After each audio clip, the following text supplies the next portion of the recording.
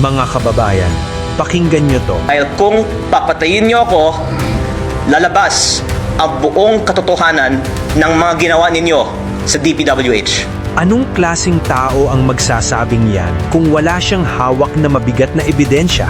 Dahil marami nga pong nagsasabi na huwag kang magsalita at baka kung ano pang mangyari sa'yo.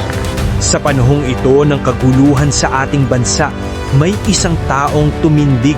Kung may mangyari man sa akin, lalabas ang buong files na hawak ko. Isang taong nagsalita at ngayon, tila may gustong patahimikin siya. Hindi ko po alam kung ano po ang mangyayari sa akin bago mag-Blue Ribbon Committee hearing. Hindi ito basta drama, hindi ito basta press con. Ito ay isang babala. Dahil kung papatayin niyo ako, lalabas ang buong katotohanan ng mga ginawa ninyo sa DPWH. Kasama ko noon, huwag niyo rin akong patayin, ha? Huwag niyo akong patayin. Dahil kung papatayin niyo ako, lalabas ang buong katotohanan ng mga ginawa ninyo sa DPWH. Tanong niyo po, bakit ako maaring hindi makarating sa Blue Ribbon Committee hearing kahit na ako po ay nakatanggap na ng imbitasyon?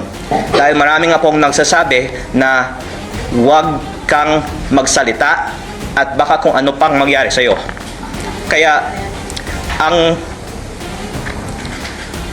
mga files na hawak ko ay nasa mga USB. At kung may mangyari man sa akin, lalabas ang buong files na hawak ko. Kaya makakaasa po ang publiko na malalaman nila ang katotohanan patungkol sa budget ng DPWH at sa mga proyekto ng DPWH kahit may mangyari sa akin.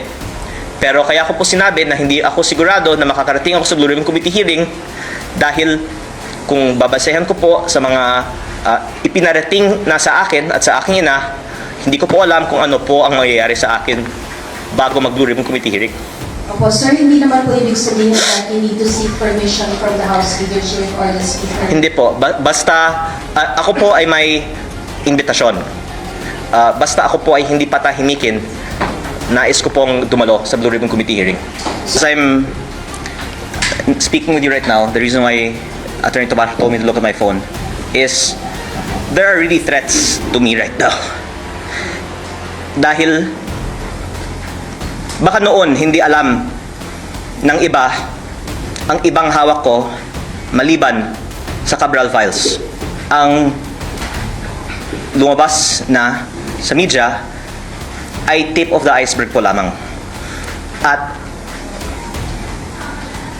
kung ilabas ko lahat ng mga files na hawak ko, maiintindihan ng taong bayan bakit higit pa sa lahat ng ibang mga target, ako ang pangunahing target ng iba't ibang mga personalidad sa nakaraang mga araw at linggo.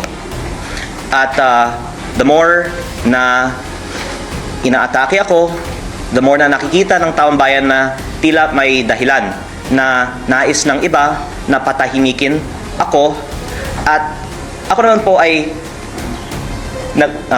nakikinig sa payo ni Senator Ping Lacson na wag bara-bara, kaya yung mga hawak kong ebidensya higit pa sa Cabral files ay hindi ko inilalabas. Pero ang taong bayan na mismo ang pwedeng makakita na tila may dahilan na napakaraming mga personalidad ay umaatake sa akin. Kung ako naman po ay walang hawak na damaging evidence, siguro marami naman pong ibang atakehin nila na lang. O maraming ibang mga talakayin nila na lang. Pero ang dahilan na ang daming mga umaatake sa akin ay sa kadahilanan na ang hawak kong ebidensya ay higit pa sa Cabral files, at kung ilalabas ko ito,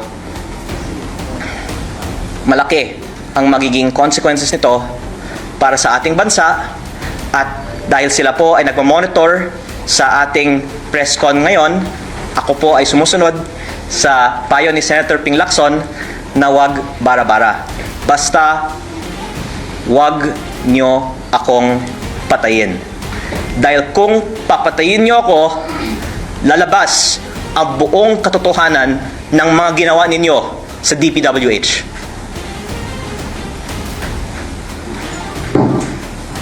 Going back. Kasama ko noon, huwag niyo rin akong patayin, ha? Sir, sorry, going back lang dun sa filing ko ninyo today, if you can also comment on the statement of Yusek Claire. She's saying, ang source ng di umano'y pagbebenta ng company na may franchise ay galing kay Ombudsman Remulla, pero hindi niya sasambahan ng kaso ang Ombudsman dahil itinagalan niya ito at kaibigan ng nanay niya. Kakasuhan pa niya ako dahil sa hindi ako kaibigan ng nanay niya at hindi niya ako pinagalang. Can we say that the statements of the Ombudsman are the basis and not maligning, while my statements sourced from the Ombudsman are not being applied to us?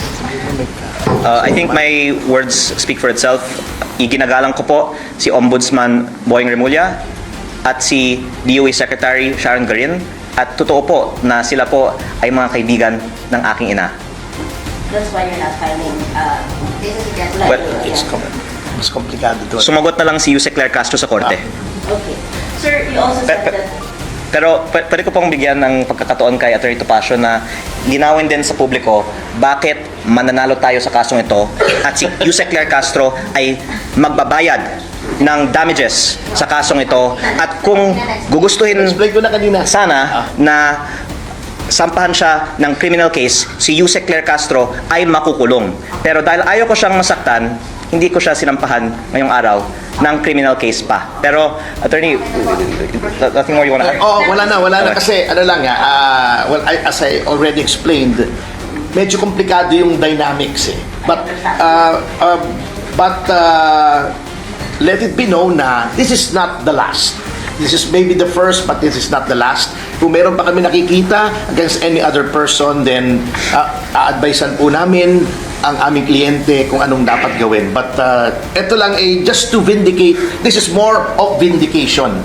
So, katulad ng sinabi niya, ayaw niyang makulong si Yusek Claire Castro. Magbayad lang ng 110 million. Oo naman. Oo. Tapos, ito, Pakulong na lang yun. dagdag ko to. Yung 110 million pesos na babayaran ni Yusek Claire Castro sa akin ay ibibigay ko sa mga biktima ng mga substandard proyekto ng flood control. Kaya umaasa ako, wag nang magsinungaling si Yusek Claire Castro, aminin na lang niya ang katotohanan, magbayad siya ng multa ng 110 million pesos at ipamamahagi ko po ito sa mga biktima ng mga substandard flood control projects. Sir, also you said, kasi nga, iba yung kumpanya na ibinenta ninyo. Hindi ito yung may prangkisa. Ano po yung nangyari dun sa kampanya na may prangkisa? Kayo po ba ay nananatiling owner po ng Solar para sa Bayan as we speak? Ano na po ang status nitong Solar para sa Bayan na may prangkisa from Congress? The essential point po is, for various reasons, wala nang prangkisa ang Solar para sa Bayan. Unang-una, nabanggit ko po kanina, para malinaw po, nakalagay sa prangkisa dalawang probisyon. Una, within 2 years, kung walang operasyon, ito po ay ipso facto revoked. Automatic po. Pangalawa, kailangan ng implementing rules and regulations para mag-operate, at hindi po ito inilabas, kaya hindi po siya namin na inoperate. At nung 2022 pa lang ay may bagong general law na ipinasa ng Kongreso with the consultation of the DOE para may repealing or a mandatory clause para wala ng visa o wala ng saysay ang prangkisang ito. Given the foregoing, I think we can say na wala na ring Yes, Solar para sa Bayan yes. franchise. Sarado na po. Ano Opo. po ang status? Nagsarado na po ang operations ng Solar para sa Bayan. Defunct po ang negosyong ito. We'll take the last 2 questions, please. Since when, sir? I already said 2022. And in 2022,